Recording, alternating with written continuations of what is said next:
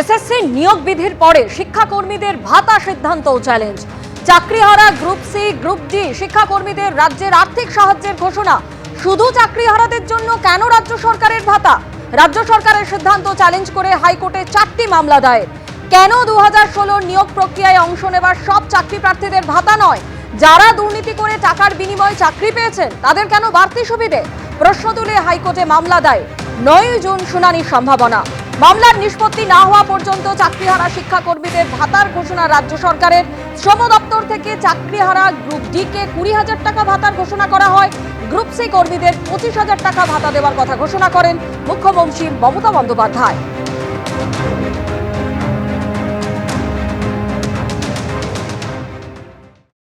একদল যারা waiting listed candidate তারা রিলিফ পাবে না, যারা বঞ্চিত হলো তারা রিলিফ পাবে না। ইন্টারিম রিলিফ 25,000 টাকা করে তারাই পাবেন যারা শুধুমাত্র অর্থের বিনিময়ে চাকরি পেয়েছেন বা অর্থের বিনিময়ে চাকরি পেয়েছেন এটা প্রমাণিত হয়নি, কিন্তু তারা যে একেবারেই টেন্টেড নয় এটা তো আর আপনি বলতে পারেন না। এটা হচ্ছে একটা পুরো পদ্ধতি, সেই পদ্ধতিটি ত্রুটিযুক্ত ছিল, দুর্নীতিপূর্ণ ছিল, পদ্ধতিটি বাতিল হয়েছে।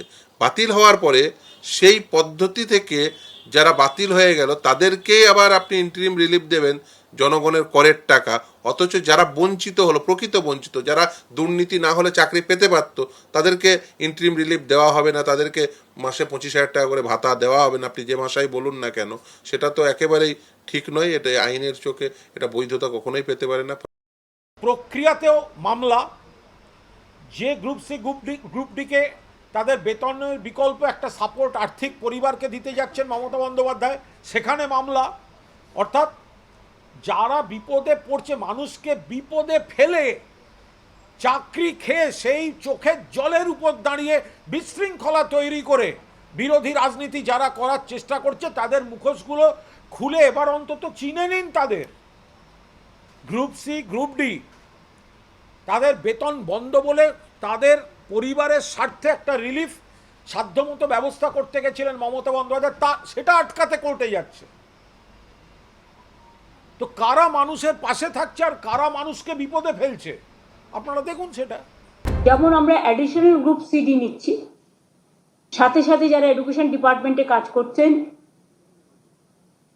অথচ তাদের সবারটা বাতিল হয়ে গেছে, ওরা এডুকেশন ডিপার্টমেন্টেও অ্যাপ্লাই করতে পারে। ওরা তাছাড়াও আমরা আরো 3-4টে ডিপার্টমেন্ট অপশন দেবো, কিন্তু সেটা আমরা আলাদা করে নোটিফাই করব। আগে টিচারদের নোটিফিকেশনটা হবে 30শে মে, যেহেতু 31শে মে লাস্ট ডেট। আর গ্রুপ সি গ্রুপ ডি যেটা বাতিল করে দিয়েছি যে লিস্ট, তাদের জন্য আমরা অন্য ব্যবস্থা করব, অল্টারনেটিভ দেখব।